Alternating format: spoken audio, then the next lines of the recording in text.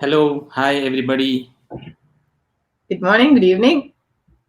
Good morning, good evening. Welcome back to Paws webinar. Hope you all are safe, good, great, at least moving. Yeah, Cynthia, hi Cynthia. Cynthia is already there. Misroom Khatun. Yep. Yes, people waiting. And we have a fabulous photographer today. And I think this is the first time we are doing something related to underwater. Yeah, let me share it in my. And this is the power of social media. We all get connected. We started between me and Hermi. Now we all are getting connected from across the world. People who are in different streamline of photography, conservation. Uh, it's We speak different languages. We are from different continent, and with the same mission. That's the beauty of the power of images, the power of a mission or a vision or a dream. I think, yeah, we are moving ahead, and it's a beautiful journey. Maybe you can talk about the new project, the Echo Connectors. Yes. On that note, before I begin with this, we have a upcoming project. I mean, it's all about doing slightly one step beyond what you virtual world, going ahead and planting one tree. If we can do that, if every person can, if I mean, at least this much we can do without any kind of hesitation. Plant one tree, and please send us an image of you planting a tree or a 1 minute video with a small note on that to echo connectors at gmail.com. I shall share it on my personal Instagram story, as well as we have a page in our website. We will be sharing it on that too. So we'll discuss a little more on that towards the end of this. But right now, let's get back to Gustavo. And Yeah, and talking about Gustavo, he was born in Argentina. He started his photography in the year 1990, where he did a basic photography course, and after that he has been a self-taught photographer. He photographed wide variety of subjects, but he was always interested in nature photography, and he was also into underwater diving since 1994. okay. And he's also an instructor as well, where he has been accredited by National Association of Underwater Instructors. And this is where the spark came in his photography journey. His passion for photography and diving together has led him to produce underwater images in his expeditions. And he has also won many awards, and his work has been acknowledged internationally. So now let's welcome Gustavo and let him give a small introduction about himself. Hey, Hey guys, how are you?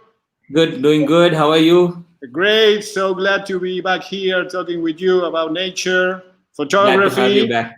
and especially what I love the most, which is underwater photography. We are also excited to learn more about underwater photography. Great, so Yeah, we'll start with a small introduction about yourself. okay, so as Hermes already told you, I'm from Argentina. I've been living since the dawn of ages, too long, I don't know, right now. And I'm really passionate about the ocean and all its creatures. So in one point, I started to taking pictures to bring up the images that all the things that I had the opportunity to see. So and that led me to a photography path that I'm still walking. Okay, so it's a great opportunity here to show some of my images and bring you back this amazing world which is hidden to our eyes. Okay, and if you want, let me share my screen and let's dive into it right now. Yes. Yes, thank you. Great. So Yeah. just give me a second. Yes. Just are you seeing the screen? Yes. Great. Yes. So as I told you, I always been drawn to the magic of the ocean. Okay, most people stare up into space with wonder, yet we have this almost alien world on our own planet, teeming with life. Wow. But it's a world most people never explore and completely ignore. One of the biggest issues with the ocean is it is completely out of sight and therefore is out of mind. Okay, so since I started scuba diving when I was 24 years ago, I became almost obsessed with the idea of bringing up images to show others the things that I had the privilege to witness during my scuba explorations. So in my mind, I set the goal of buying an underwater photography gear. It was a very hard task because, as you already know, photography in general is expensive, and underwater photography is even more expensive. But eventually I managed to get one, and that opened up a whole new world of opportunities to take pictures. Of course, before you even think about taking photos underwater, you have to learn how to cope with the special conditions we encounter underwater, okay? First and foremost, you had to get your certification as a scuba diver to know all the stuff you need to know to be safe underwater, okay? There are many aspects we had to be aware of during our expedition, like we have a limited gas supplies, we have decompression obligations, and some other conditions like narcosis and other stuff. So also we are moving around in a harsh environment with currents, low temperature, depths, and of course encounters with marine life that can be sometimes dangerous. Okay, and before, as I say, before you even think about holding a camera underwater, you need to gather a lot of experience. Okay, I mean you need to be really comfortable underwater. Scuba diving has to become a second nature almost, and then you can clear your mind to think about composition, shutter speed, whatever. Okay, so that's something important for us because always first we are scuba diving and then we are taking pictures. Of course, you have to acquire some expensive gear because, of course, as you can see, electronic equipment don't get well with water. So we had to put our cameras inside a housing that prevents the gear to get wet, but also it's a housing that can withstand the tremendous pressures we have underwater. So we have different options. The simples and the cheaper one are this action camera like the GoPro, or we can take pictures with compact cameras, or if you can invest the money, the best option, of course, is taking pictures with DSLR that give us a lot of option to create images underwater. So you had to invest a lot of money, a lot of time. So you had to be really committed with this activity to do photography underwater.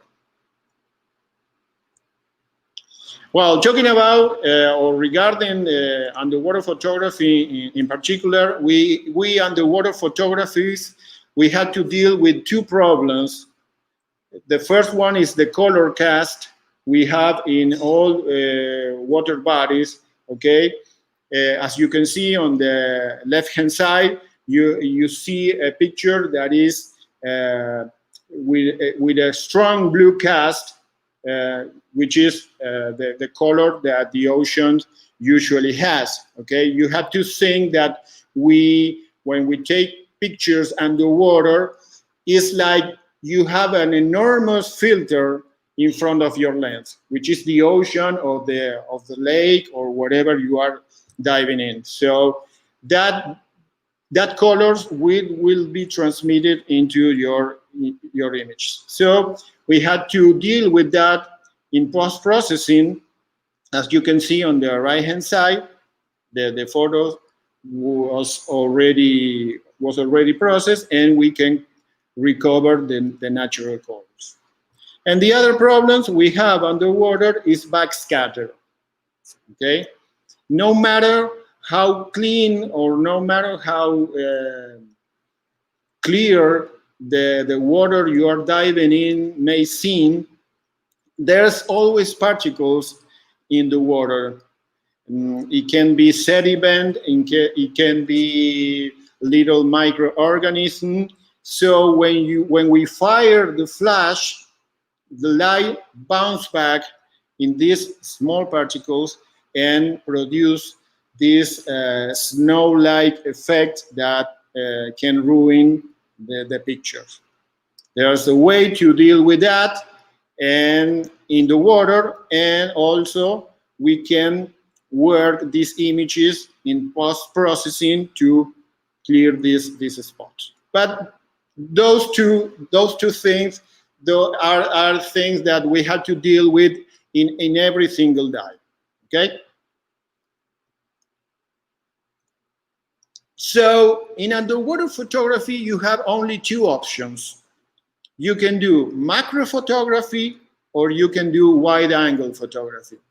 We can use telephotos underwater because the main important aspect in underwater photography is to reduce the amount of water that we have between our lenses and the subject we are taking, we are photographing. Okay, so there's no need to use telephotos underwater. And besides, in general, marine life let us get really close to them, which is real different with surface nature photography. Okay, so in this picture you can see a set of macro photography. We are talking about little creatures right now. For example, these shrimps might have like 2 or 3 centimeters. So you have to get as close as possible as the subject to fill the frame. Okay, as you can imagine, taking macro photography underwater is really difficult because you are floating in the water. You are subject to the movement of the water, so to get focus is really hard. But if you have patience and you have a great buoyancy skills, you can get this kind of images of the intimate world of the small creatures of the ocean, which is really amazing because when we start scuba diving, all the people want to see the great creatures, the sharks, the whales, the dolphins. But once you get in experience and start to train your eyes to find these little creatures, you will find a whole new world of possibilities. And there's a lot of creatures with a lot of shapes, color, textures, and it's really amazing to explore this tiny world. Here we have more examples. These pictures also were taken at night during night diving, which complicates even more the situation. But during the night, you have a lot of possibility to do microphotography. So that's why we used to dive in this time of the year, the day. You can capture the small details. For example, of this coral, you can see each individual polyp with the tentacles open up, feeding during the nights. You can see even the textures of the tentacles. Or in this case, a sea fawn, also during the night, with my strobe positioning on the back of the sea fawn to get more a photo that centers on the shape of the sea fawn.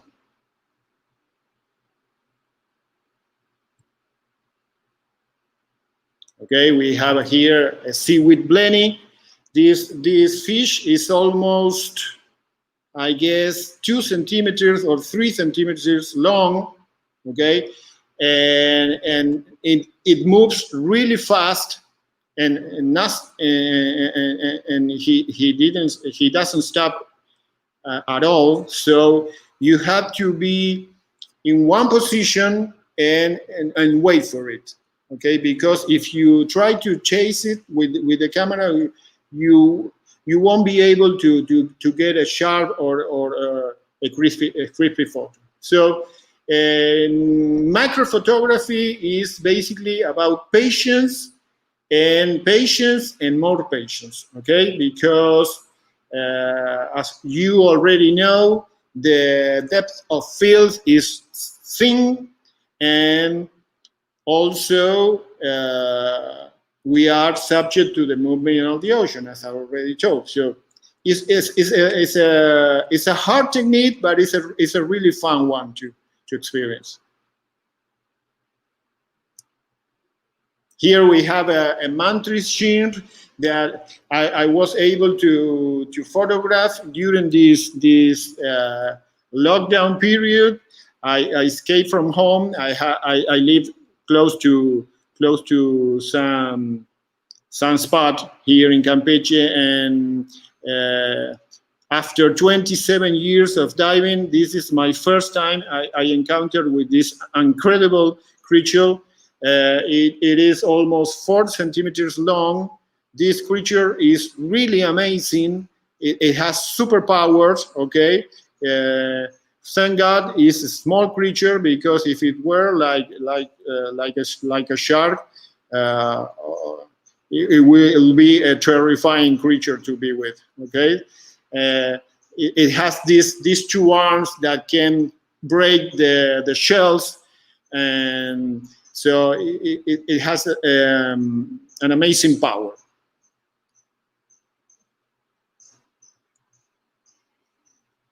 Also, we have anemone crabs. This photo was taken during a night dive in Cozumel, here in the Mexican Caribbean. So actually, anemone are stinging creatures. So this crab uses the anemone to protect themselves from their predators, and also get shelter, and the anemone get the service of being clean at all times. So you also have the opportunity to see this amazing interaction in the small world.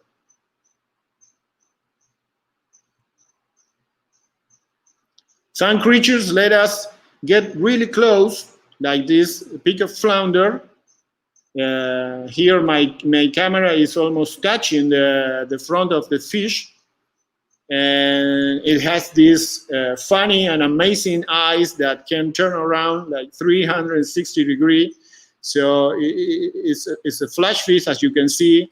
You can see here the mouth and the eyes, and it's an amazing creature to witness and be with.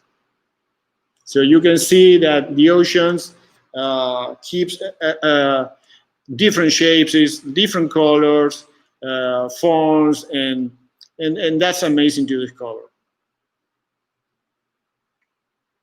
Here we have a chain moray also during the night. These are night creatures.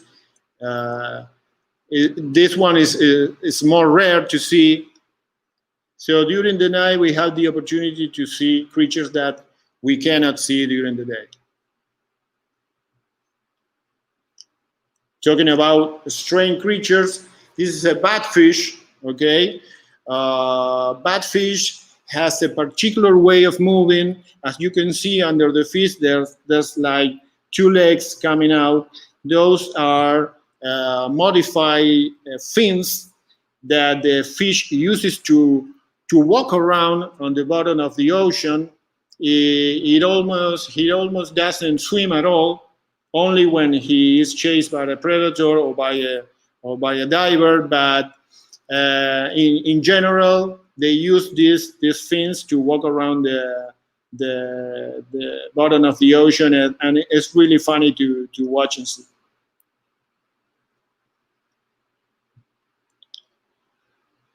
Another amazing creature to be with are the octopus.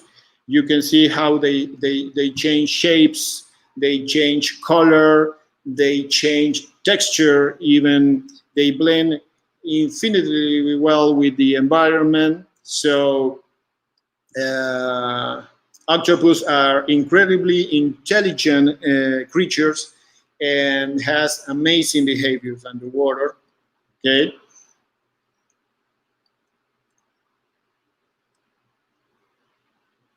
And this one was the only time I could witness this species. This is extremely rare.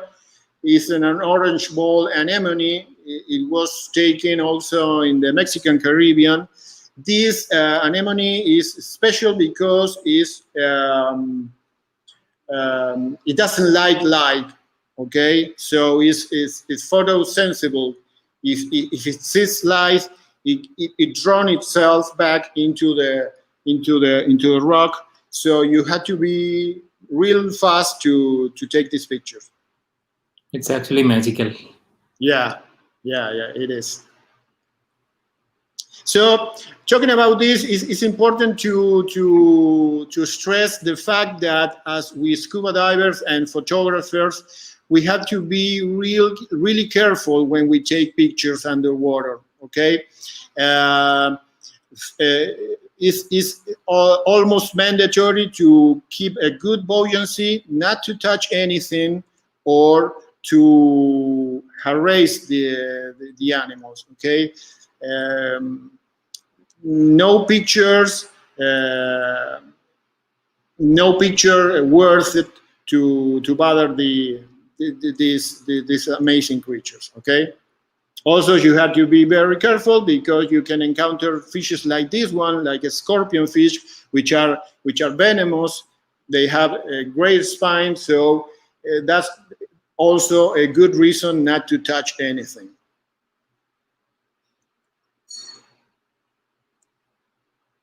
This is another species of moray eel.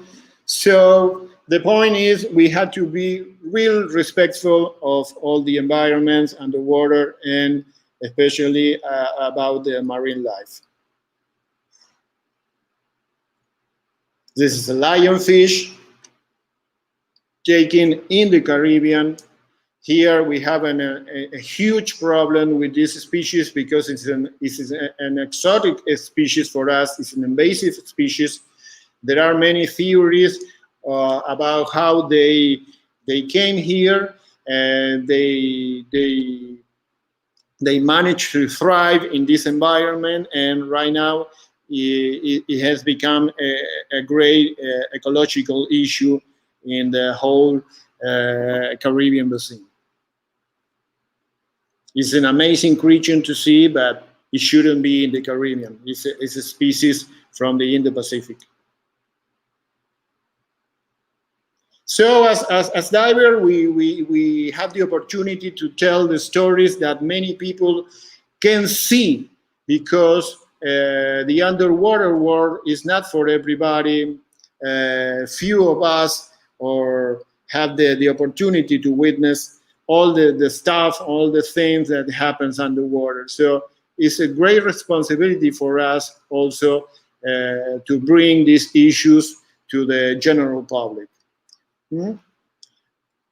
Now we jump into the world of wide-angle photography.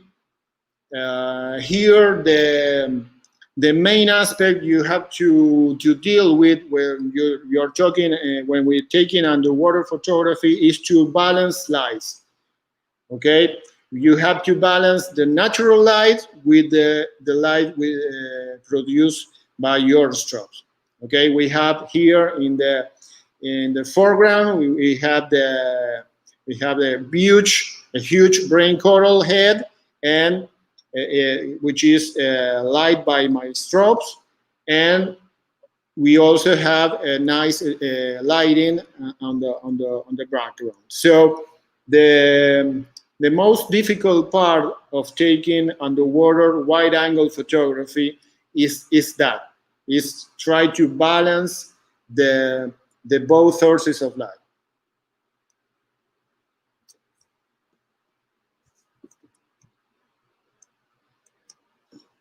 Here's another example: a spiny lobster, which is really close to my dome. Actually, its antenna is touching my dome right now, but it's taken at a really wide angle distance, is 16 millimeters. Here we have a dog snapper taken inside an underwater cave. So this is a good example how you have to be very careful about your strobe power, okay? Because even though you have to light the main subject, which is this snog snapper, you also have to be aware of all the small fishes that are behind this snapper, which are silver. If you push your flashes too much, those fishes behind it will be blown out.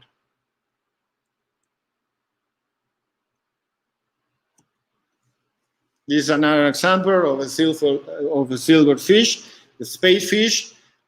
These silver scales are a really headache for underwater photographer. So my advice is always start with a low power and increase little by little until you get the proper exposure without blowing the fish itself.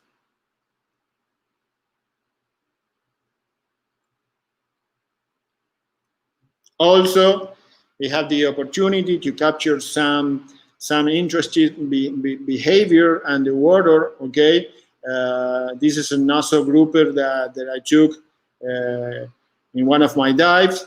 I was really still and waiting for the fish to approach me.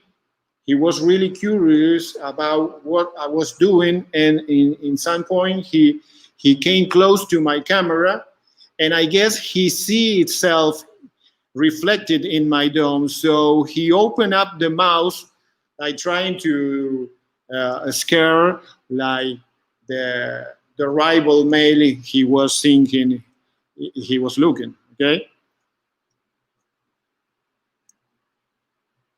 Also, you have the opportunity to be with and interact with amazing and huge species like the whale sharks. As you already may know, the whale shark is the biggest fish in the ocean. Some individuals can reach like 9 or 10 meters long. So the challenge here is to try to frame the whole animal in our frame, which is sometimes is really complicated. So in this case, also I stay still and this individual came directly towards me, and at the last second, he turned around and let me took this photo of the face of the animal eating or feeding, and the frame could capture the whole body. This happens here in Mexico during the period between May and September. Is the largest shark whale gathering in the world. So we have the opportunity to interact with these amazing creatures every year. Here is an image from the tail. That tail is from tip to tip like 2.5 or 3 meters long. So there are huge animals.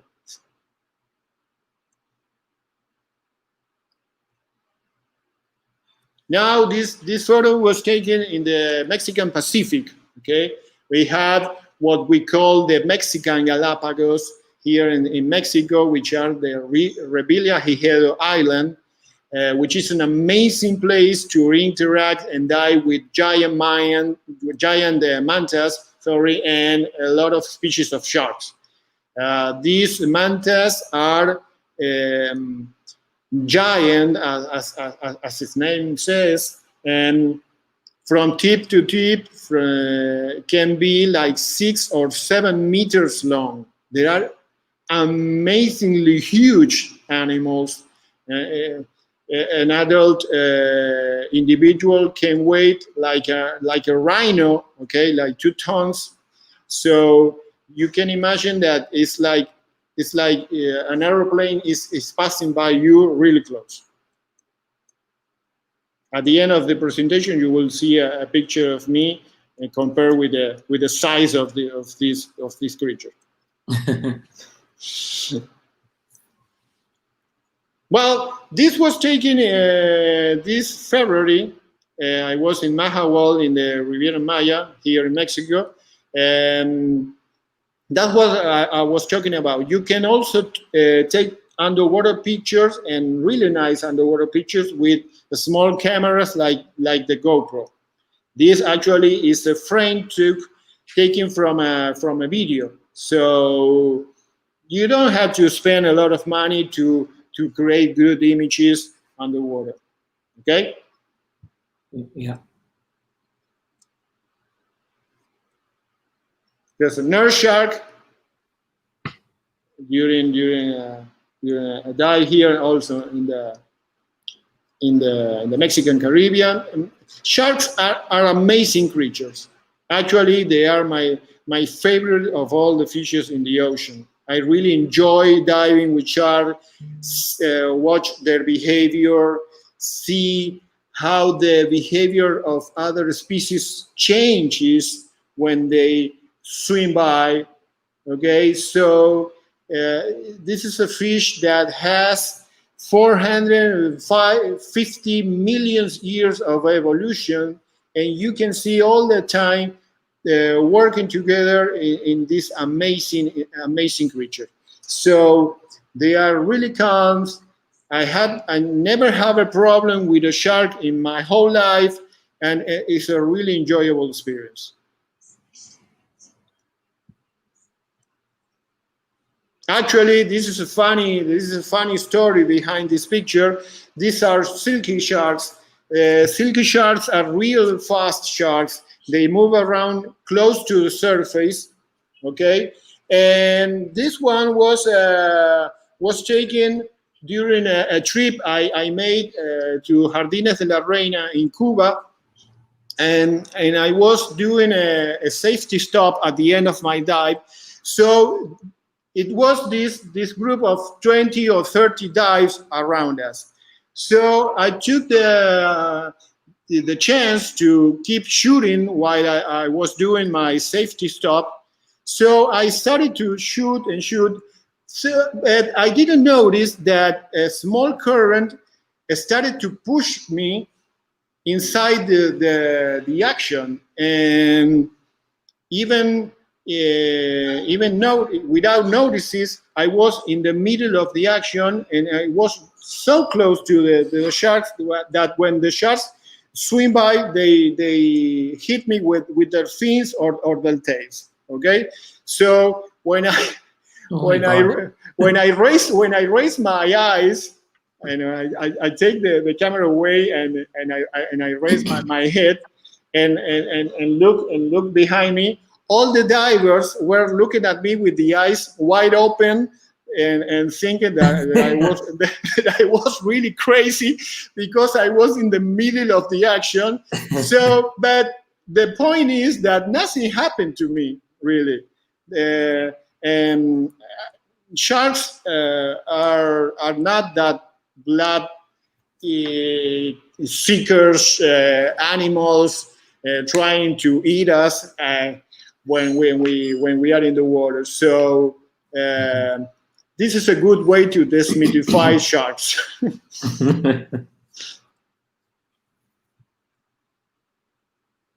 These are also silky sharks, and I brought this picture because it's also good to experience with black and white photography underwater. Okay, trying to reinforce the shapes of the fishes. So that is something that I always advise to others photographers to try to turn their pictures in black and white.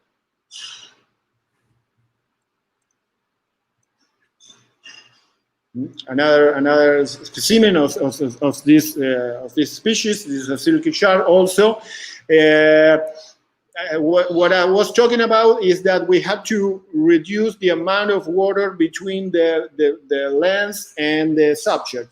Well, this is a good example. This shark is almost like 10 centimeters away from my dome, so close that we can actually see the small dots on the snout of the shark, which are the Lorenzini ampulla, which are the organs that the shark uses to sense electric fields. Okay. Electric fields. Okay, they have 6 senses.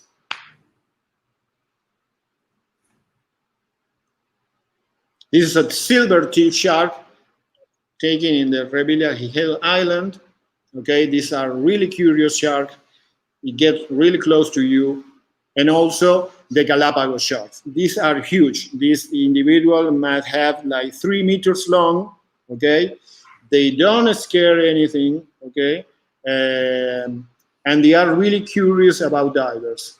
So you have to keep your head cool in these situations. Okay, because you can the worst thing you can do when we are with shark is sudden moves, okay, or be afraid or be nervous, okay. So you have to stay cool and let them move around you.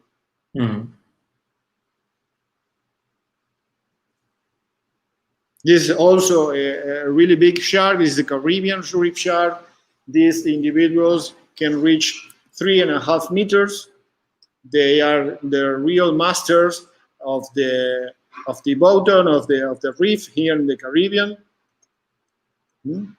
Also, you have to really careful with the lighting, taking photos of shark, because as you can see, the back of the shark is gray, but the ventral zone, okay, is completely white. So your lighting has to be in the spot, not to blow in it.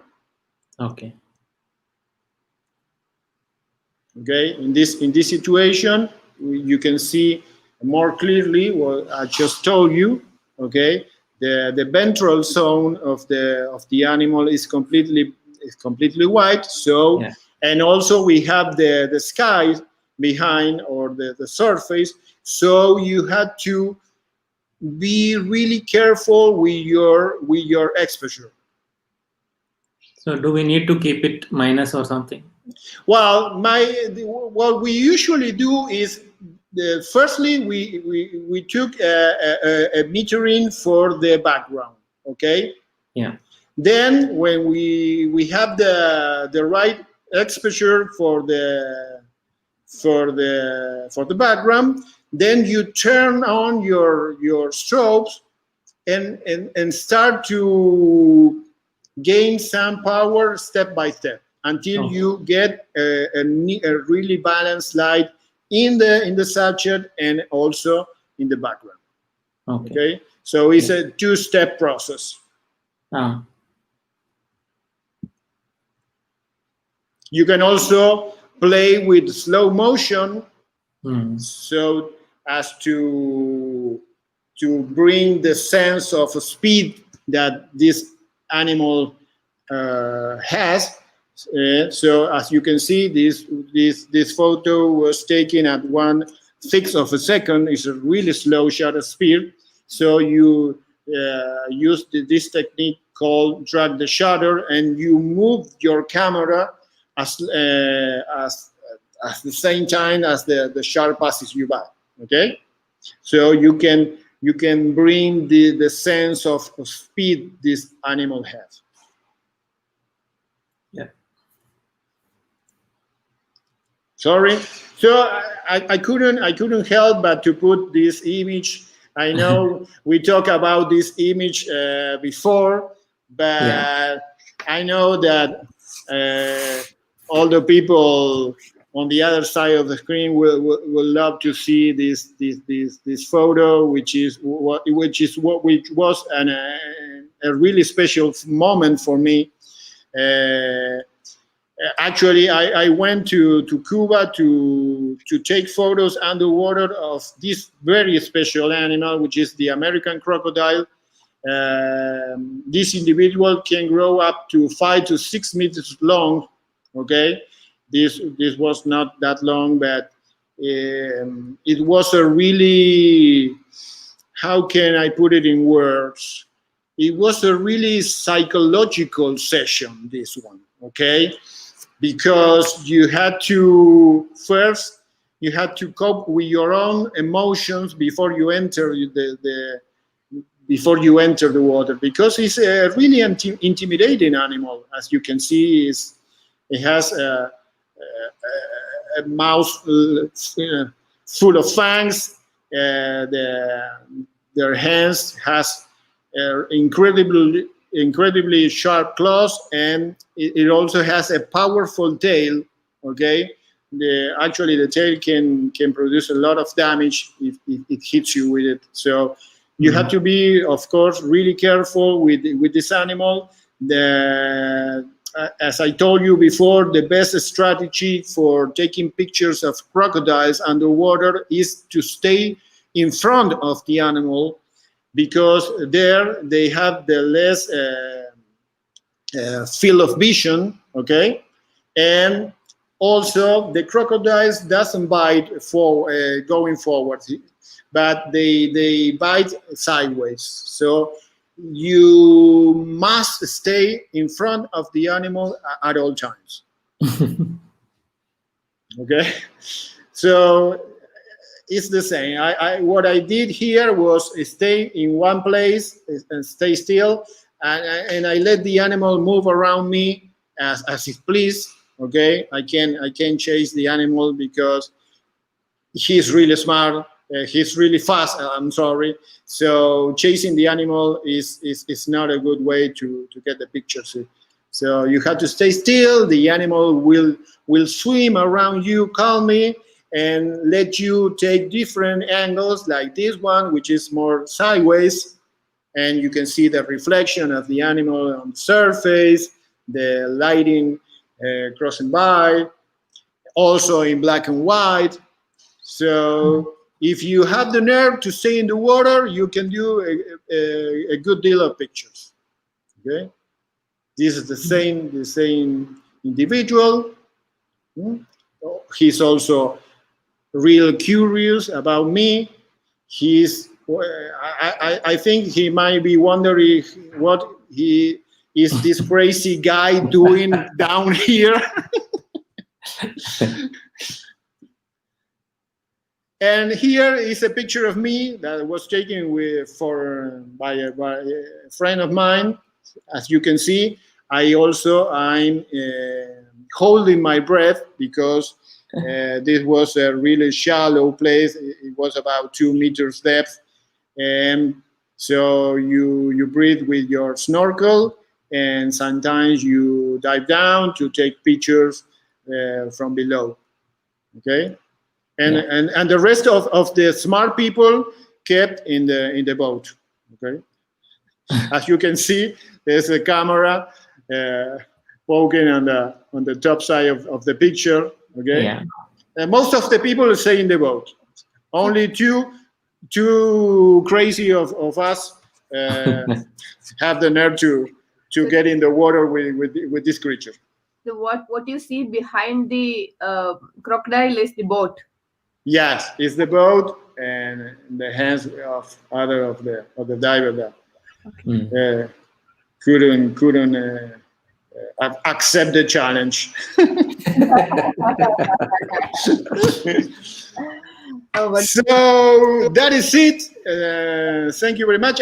You can see here that is also me taking the pictures of the giant manta. You can see the size of the manta compared with my size. Okay, they are really big. I wasn't lying. They are huge animal. It's actually like a plane flying at the top of you. So thank you very much, guys. I hope you enjoy it. There you have my Instagram account if you want to follow my pictures.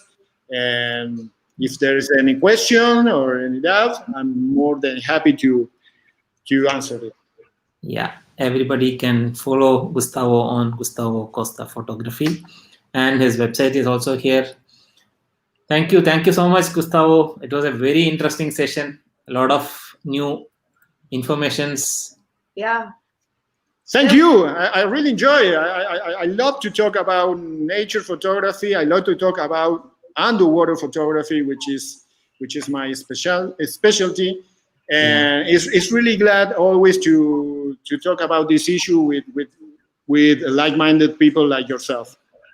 Thank you. Yeah, and in the introduction we forgot to tell that Gustavo is one of our contributor, and he is somebody who is very interested to contribute for us in future on a regular basis. Yeah, actually I forgot to tell.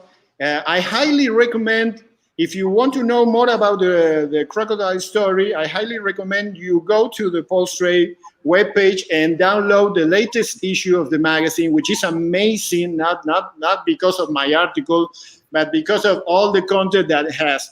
So if you want to know more about that crocodile, go ahead. I mean, I still would like to know a little more about that first experience when you see them, and how can you be around them and not to be scared? Because you have to be scared. If you're not scared with around those animals, you are insane, or something really bad is going on in your mind. Okay, so the natural state of mind is being scared. Okay, and being worried. So as I told you, this was more like a photographic session, was a psychological session, because when the boat arrived at the scene and we found the crocodile, the captain says, "Well, there it is. Go ahead." And everybody was looking at each other like, who is the first crazy man that entered the water? And the first crazy man that enters the water was me. Okay, but before I entered the water, I worried a lot. Okay, but I tried to keep cool and follow the instructions that I received beforehand, and I always stay in front of the animal. And the first minute, I cannot lie you, I was really nervous. But as the time passes and I started taking pictures and worry about the framing and worry about the exposure and all of those things. I entered what I call my photographic mode, and I forget about those psychological issues, and I started enjoying the situation. And also because the animal was really calm, it wasn't a stress at all, so that gave me some confidence. That's great. That's great. It's still scary. Yeah, it's scary, but it's an experience I will never forget. Great. Yeah, you get goosebumps when you think about it. Well, if you want to do that, let me know and we can arrange a trip to Cuba. I mean, I really need to get a bit more hand on swimming. I just float. So my first, we are talking in between. So my first target is to become a better swimmer. Then I'm in.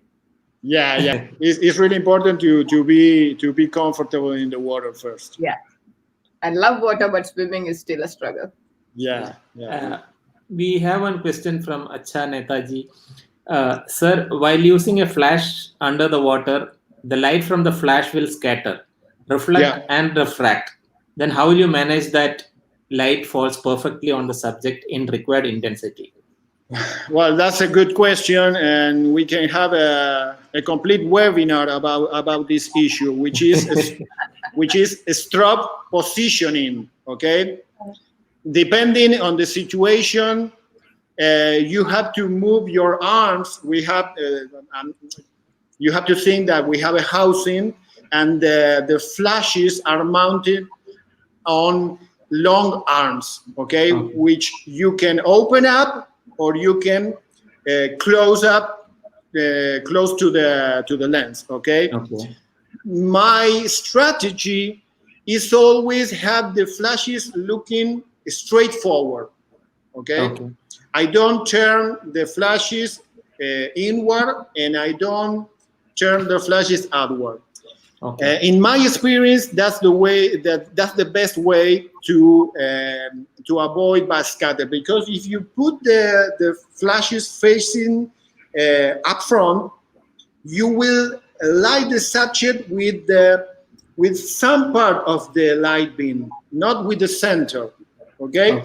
So you have one side of the light beam and the other side, and those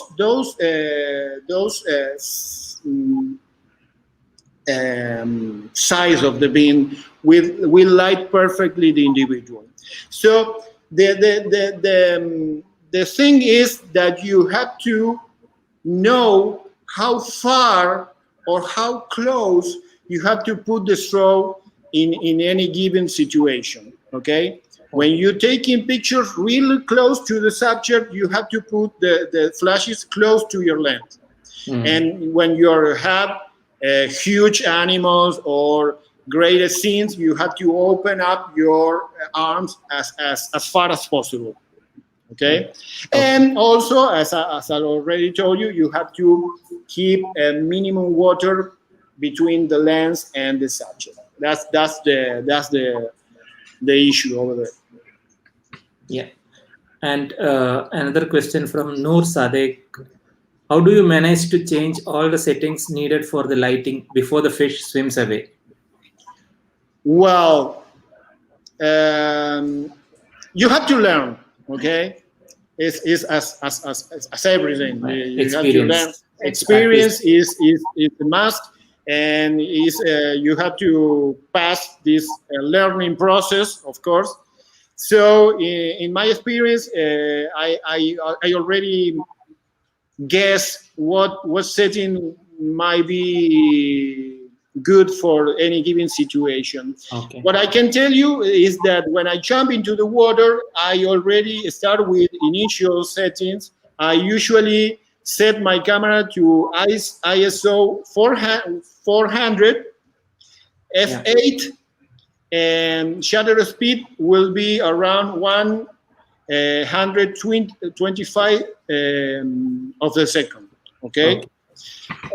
those are good starting points. Then you have to take pictures and see what came up. Okay, if you see that the fish is too bright, you adjust, wait, and let the fish come by again. Okay, the worst thing you can do underwater is chasing fishes. Okay, because the animal will go away and you will only get tails, which are really boring for underwater photography.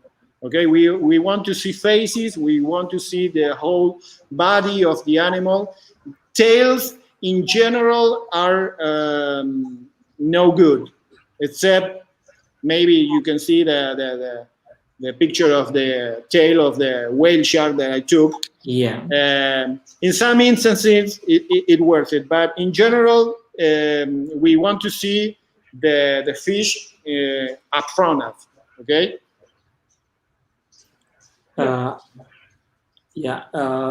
Noor, again, he was talking about the shark. They are put in a very negative light. There is a lot of misunderstanding about them. Yeah. Sharks has a terrible bad publicity. Yeah. Okay.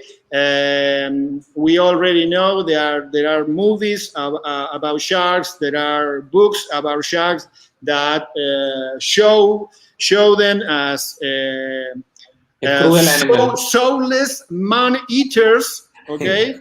That the only thing they are doing in the water is expecting for an individual to get into the water and dismember him in a bloody way. Okay, so that's not true. That's not true. Of course, there been some incidents with sharks because they are great predators. The problem is that the shark, when a person is swimming on the surface or a surfer is surfing, if you look upside from the bottom upside up to the surface, the silhouette of that swimmer or that surfer is really close to a turtle. Okay. Which are the main prey for the sharks. So the only way the shark has to know that silhouette is a turtle is by biting. Okay. So, but once the shark bites a human, he usually let it go. Okay, but because the shark knows that what he bought, it's not a turtle, or it's not a fish, or it's not a sea lion. Okay, so the shark won't eat you. Basically, it understands its food. It's a misunderstanding. Yeah, but we are not in the shark's menu. But of course, if a shark bites you, it will produce an enormous damage, and it can lead you to a death, okay, or a severe injury. But sharks don't eat humans, okay, and they are not waiting for us to feed on us, okay. That's the myth. That's a tale. That's a good story for a horror movie, but that's not the reality. Okay, so actually, sharks are in great danger of extinction right now. Okay, so these photos I take, and many underwater photographers take of sharks, are really important to address the issue of the real status of sharks right now.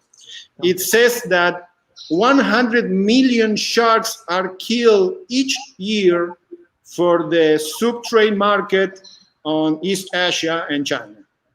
That are leading to sharks in the brink of extinction. So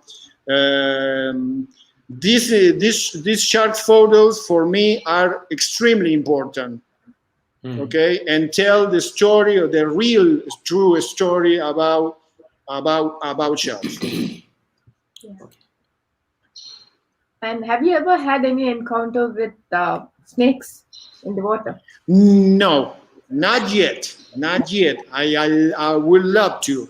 Snakes are in the Indo-Pacific basin. I dive in the Pacific, in the Mexican Pacific, but the water is cold over there, and they like warm waters. They usually are in the Australia, New Guinea, Papua New Guinea, Indonesia, those areas. But I haven't had the opportunity to dive in those areas yet. Okay. So it's still in the bucket list. Okay. We have one question from Masro. Not question, like, sir, any particular or favorite fish you want to click? Well, I look forward to take a photo of an orca underwater. I dream about this particular image. I would love to be underwater with a pod of orca. So that is my biggest dream. Great. Thank you for sharing. Yeah. And when it comes to the climate change, like, you have been diving into many places. Have you noticed any changes for this coral reef or anything particularly in? Yes, I would love to tell you otherwise, but unfortunately, in my short and brief period underwater, I could notice the effects of climate change in the Mexican reef, especially in the coral bleaching. Okay. When the water gets too warm, it starts a process called bleaching, which is the whitening of the coral. Okay, that's a clear indication that the water of the ocean is too hot.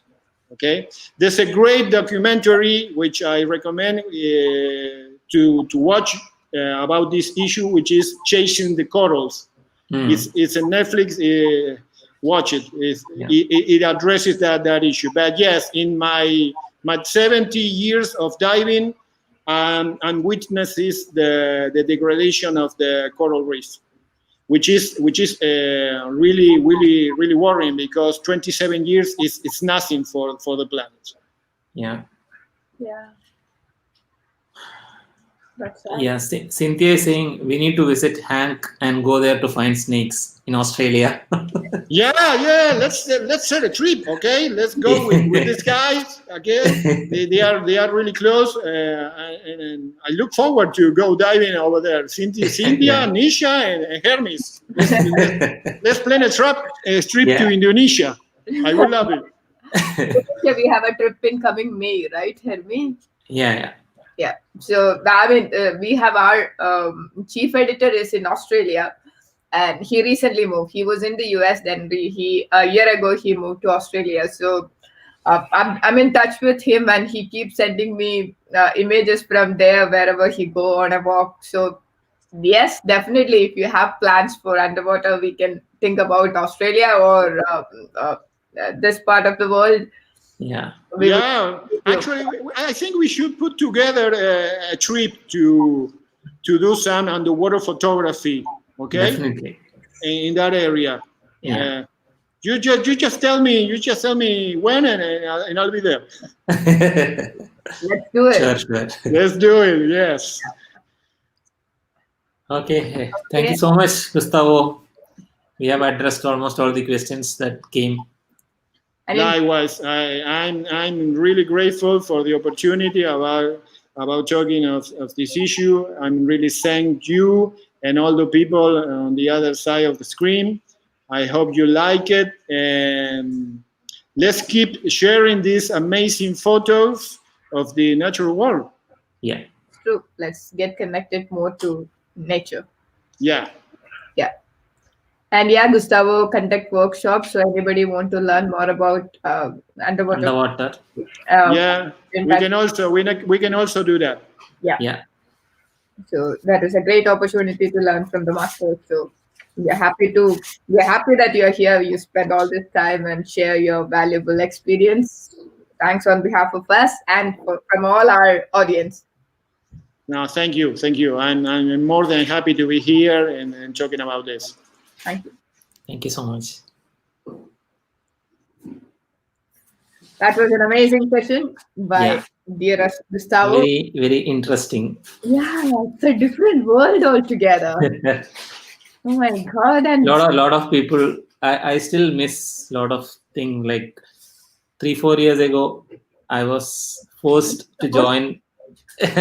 I was forced to join a diving session by one of my very close friend, but I never went. Now I feel I did. regret it. I regret. And I did a mistake by Yep. not joining. Right. But yeah, once things are fine, I'll try to join again. I once things are fine, I'll try to start swimming. Now I will float. Yeah, but then see him face to face with a shark or that crocodile is so scary. Yeah. You feel like you're a part of its mouth. Like It that. will be a great experience to stand in front of the crocodile. I don't know whether I will ever have the guts to do that. But it's a dream. It's a new dream to, Let's see. let's one see. day. Never know. On that note, And again, people who want to be a part of our Eco Connectors program, please plant a native sapling, take a photo or video, and talk about what you want others to do or feel. And you can send your pictures and videos to ecoconnectors@gmail.com. Here is the email ID on the screen. there is one thing which a couple of people were talking about. They were not able to send the videos. So my suggestion is use WeTransfer. So Yeah. when you go to WeTransfer, you can send a bigger file. So that's one option.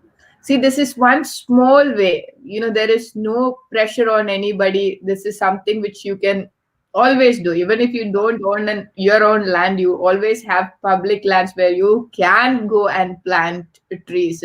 We want to come up with such small activities where at least one person or two people can do this and start the change. Yes. So it's not that it's a new project or anything.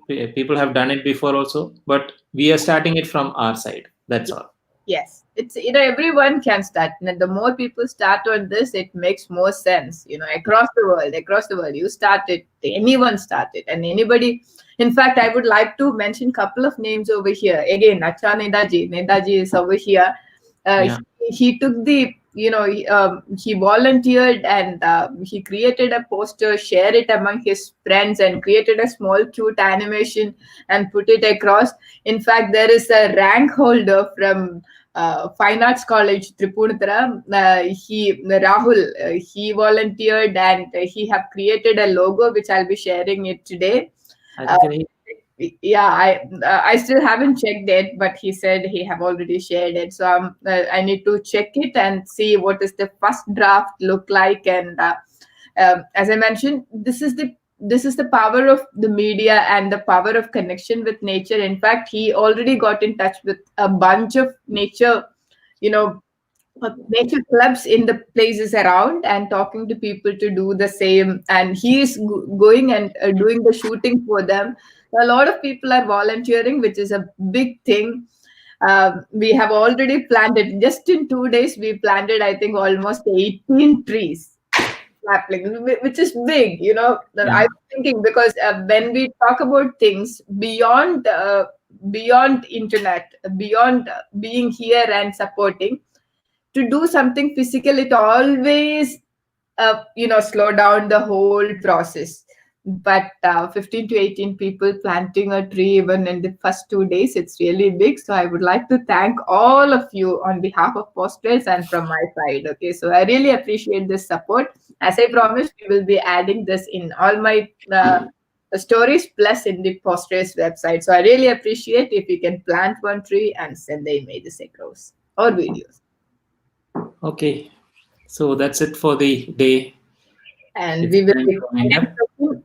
adding who's the speaker and what the subject. So Yeah. so till then, take care. Guys, take care and bye for now.